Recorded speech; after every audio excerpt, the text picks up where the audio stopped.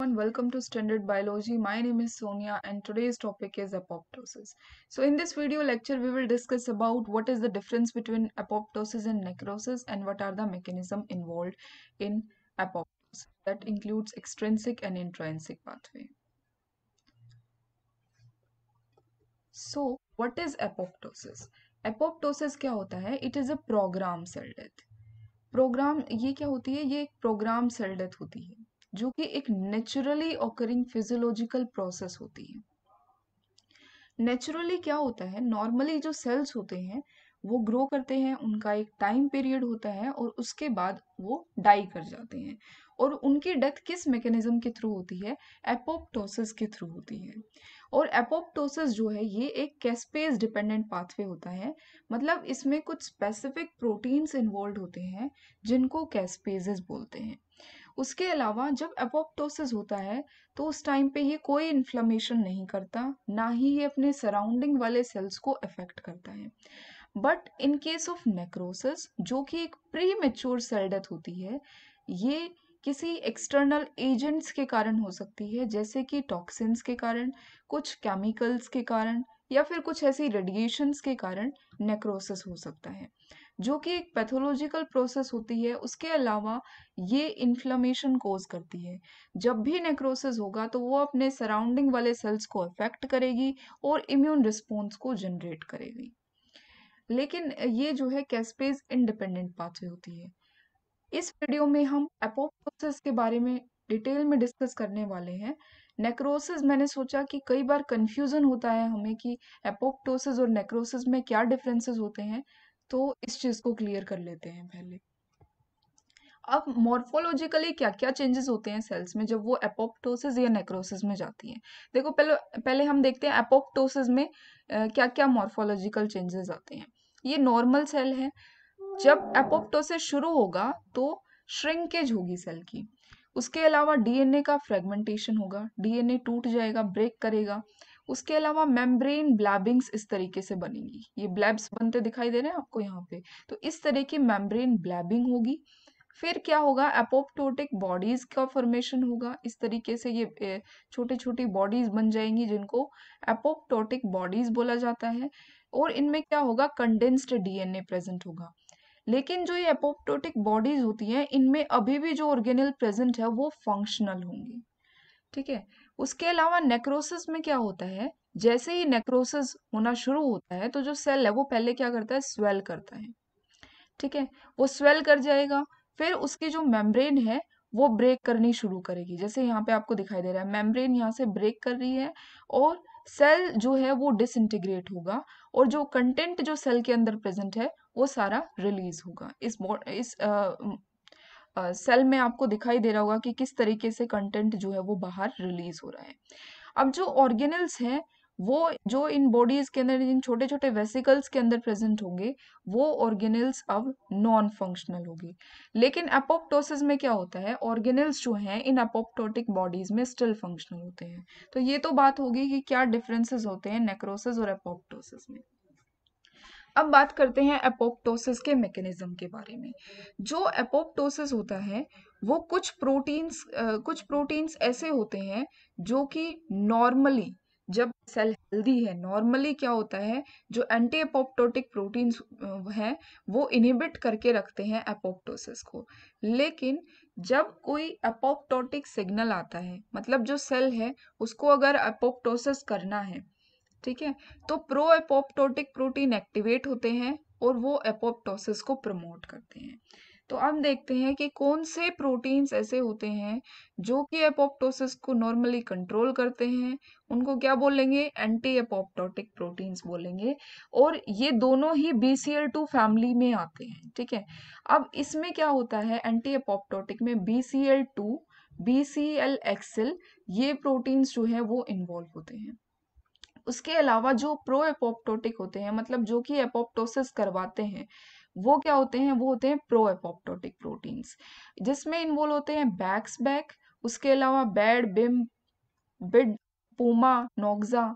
ये दूसरे pro apoptotic proteins होते हैं। बेसिकली जो बैक्स और बैक होते हैं ये इन्वॉल्व होते हैं माइटोकॉन्ड्रिया में चैनल फॉर्मेशन के लिए, चैनल फॉर्मेशन में हेल्प करते हैं, जो कि साइटोक्रोम सी को बाहर निकलने में मदद करेगा। ठीक है। अब जो ये वाले प्रो एपोप्टोटिक प्रोटीन्स हैं, इनमें सिर्फ एक ही डोमेन प्रेजेंट होता है, BH3। सिर्फ BH3 डोमेन प्रेजेंट होता है, इसीलिए इन प्रो एपोप्टोटिक प्रोटीन्स को BH3 ओनली प्रोटीन्स भी बोला जाता है। ऑल दो BH3 डोमेन जो है वो तीनों में ही कॉमन होता है, लेकिन ये वाले जो प्रो एपोप्टोटिक प्रोटीन्स हैं, इनमें सिर्फ BH3 प्रेजेंट होता है, इसीलिए इसको BH3 ओनली प्रोटीन भी कहा जाता है। तो जब भी मैं BH3 ओनली प्रोटीन का यूज करूं, आपके दिमाग में ये एग्जांपल्स आनी चाहिए। ठीक है। अब कुछ प्रोटीन्स जो हैं वो एपोप्टोसिस में इन्वॉल्व होते हैं, जिनको हम क्या बोलते हैं, कैस्पेजेस बोलते हैं। कैस्पेजेस क्या होते हैं, प्रोटीएजेस होते हैं। प्रोटीएजेस किनको बोलते हैं, जो कि प्रोटीन का क्लीवेज कराए। ठीक है।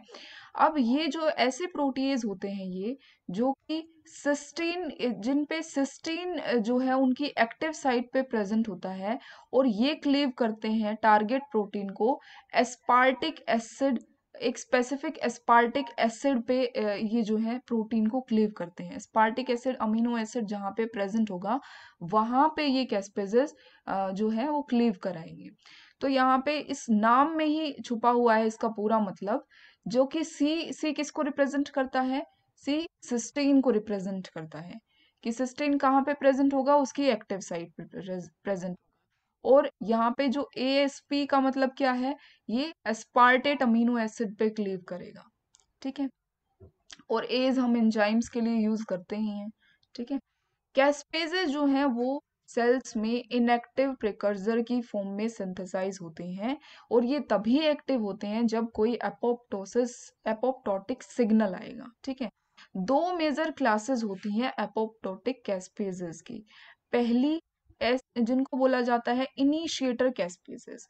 इनिशिएटर कैस्पेजेस जो हैं वो ये शुरुआत करते हैं एपोप्टोसिस की। ठीक है। That's why they are called initiator caspases, जिनमें 2, 8, 9 और 10 होते हैं।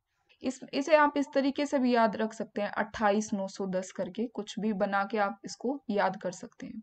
उसके अलावा सेकंड जो मेजर क्लास होती है एपोप्टोटिक कैस्पेजेस की, वो होती है एग्जीक्यूशनर कैस्पेजेस। जो इनिशिएटर कैस्पेजेस होते हैं वो एग्जीक्यूशनर कैस्पेजेस को एक्टिवेट करते हैं, और ये एग्जीक्यूशनर कैस्पेजेस फिर कुछ प्रोटीन्स को क्लीव करते हैं। ठीक है। एक बार ये कैस्पेज कैस्केड शुरू हो गया, ये फिर जो है डिस्ट्रक्शन की ओर ही लेके जाएगा, मतलब एपोप्टोसिस होके ही रहेगा ये, क्योंकि ये एक इरिवर्सिबल प्रोसेस होती है। ठीक है। अब हम ये देखते हैं कि किस तरीके से मॉलिक्यूलर लेवल पे जो इनिशिएटर कैस्पेज हैं वो एक्टिव होते हैं, और कैसे वो एग्जीक्यूशनर कैस्पेजेस को एक्टिव करते हैं। अब जो इनिशिएटर कैस्पेज हैं, जैसे कि यहाँ पे मैंने 28 910, और आप इसको जो है एग्जीक्यूशनर कैस्पेजेस के लिए 36 714 इस तरीके की निमोनिक बना के आप इनको याद कर सकते हैं, क्योंकि ये कई बार पूछे भी जाते हैं एग्जाम्स में। उसके अलावा जो इनिशिएटर कैस्पेज हैं, उनमें क्या होता है, इस तरीके के अडेप्टर बाइंडिंग डोमेन प्रेजेंट होते हैं। ठीक है। और ये इनके उसके अलावा ये प्रोटीज डोमेन होता है। यहाँ पे ये क्या है, ये है क्लीवेज साइट है। ठीक है। और ये इनएक्टिव फॉर्म में प्रेजेंट है। जब ये इनएक्टिव होते हैं कैस्पेजेस, तो ये मोनोमर की फॉर्म में प्रेजेंट होते हैं। जैसे ही कोई एपोप्टोटिक सिग्नल आएगा, ये अडेप्टर प्रोटीन को एक्टिवेट करेगा, जो इन दोनों के बीच में इस तरीके से बाइंड कर जाएगा, और ये जो इनकी स्मॉल सब यूनिट्स थी, ये क्लीव होके इस तरीके से बाइंड कर जाएंगी लार्ज सब यूनिट के साथ, और ये क्या बनाएंगी, हेटेरोडाइमर बनाएंगी। अब ये वैसे तो इसको, क्योंकि ये स्मॉल सब यूनिट जो है ये इस तरीके से ज्वाइन करेंगी, तो ये टेट्रामर ही हो जाएगा, जिसको हम हेटेरोटेट्रामर भी कई बार बोलते हैं। ठीक है। अब ये एग्जीक्यूशनल कैस्पेजेस को एक्टिवेट करेगा। जैसे ये जो एग्जीक्यूशनल कैस्पेजेस हैं, ये इनिशिएटर कैस्पेजेस जो हैं वो क्लीव कराते हैं एग्जीक्यूशनल कैस्पेजेस को, और ये इस तरीके से कैस्पेज जो है वो एक्टिव हो जाता है। ठीक है। अब ये कैस्पेज जैसे ये एक्टिव हो गए एग्जीक्यूशनल कैस्पेजेस, ये मल्टीपल सबस्ट्रेट्स को क्लीव करेंगे और एपोप्टोसिस करेंगे। अब हम देखते हैं कि किस तरीके से एग्जीक्यूशनल कैस्पेजेस जो हैं वो दूसरे प्रोटीन्स को एक्टिवेट कराते हैं। ये एक कैड प्रोटीन है, ठीक है। ये कैड प्रोटीन जो है ये क्या करता है, ये बेसिकली एक एंडोन्यूक्लियस होता है, ठीक है। ये क्या होता है, एंडोन्यूक्लियस होता है, और नॉर्मली ये इनहिबिटर के साथ बाइंड करके रखा होता है, ठीक है। कैड जो है एक ऐसा एंडोन्यूक्लियस होता है जो कि डीएनए को क्लीव कराता है, डीएनए का फ्रेगमेंटेशन कराता है। नॉर्मली ये कैड जो है वो इनएक्टिव फॉर्म में रहेगा, इसके साथ एक इनहिबिटर बाइंड करके रखता है, दैट इज आई कैड। लेकिन जैसे ही एग्जीक्यूशनल कैस्पेजेस एक्टिव होंगे, ये एग्जीक्यूशनल कैस्पेजेस क्या करेंगे, इस आई कैड को क्लीव करा देंगे, जिसके कारण अब ये कैड क्या हो गया, एक्टिव हो गया, और डीएनए फ्रेगमेंटेशन करा देंगे। इसी तरीके से कैस्पेज जो हैं वो डिफरेंट प्रोटीन्स को एक्टिवेट कराने में हेल्प करते हैं।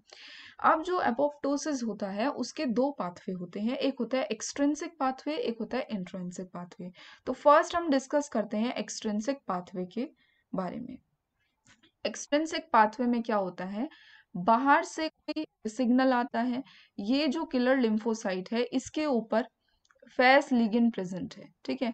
ये face ligand face death receptor के साथ बाइंड करेगा। फेस डेथ रिसेप्टर जो है वो टारगेट सेल के ऊपर प्रेजेंट होंगे, उसके साथ ये फेस लिगेंड बाइंड करेगा। जैसे ही ये लिगेंड और रिसेप्टर की बाइंडिंग होती है तो ये एक एडाप्टर प्रोटीन को रिक्रूट करते हैं। इस तरीके से ये फैड एडाप्टर प्रोटीन जो है वो बाइंड कर जाएगा। अब क्या होगा, ये इस एडाप्टर प्रोटीन के साथ जो है फिर फर्दर कैस्पेज 8 जो कि क्या होता है, इनिशिएटर कैस्पेज होता है, ये बाइंड करेगा, ठीक है। दोनों में एक कॉमन डोमेन प्रेजेंट है, इस कॉमन डोमेन के थ्रू जो है ये दोनों बाइंड करेंगे, डेथ इफेक्टर डोमेन जो कि कॉमन है। तो ये क्या बना लेगा, डिस्क कॉम्प्लेक्स बना लेगा, ठीक है। इस तरीके से ये डिस्क कॉम्प्लेक्स, डिस्क का मतलब क्या है, that is death inducing signalling complex, इसी को हम क्या बोलते हैं, डिस्क बोलते हैं। तो डिस्क की असेंबली हो गई। अब क्या होगा, ये जो है ये डिस्क कॉम्प्लेक्स बनने के बाद ये एक्टिवेट करेगा कैस्पेज 8 को। तो इस तरीके से ये कैस्पेज 8 जो है वो फर्दर एग्जीक्यूशनल कैस्पेजेस को एक्टिवेट करेगा, और एग्जीक्यूशनल कैस्पेजेस फर्दर प्रोटीन्स को एक्टिवेट करेंगे जो कि एपोप्टोसिस के लिए रिस्पॉन्सिबल होंगे। So this is all about extrinsic pathway.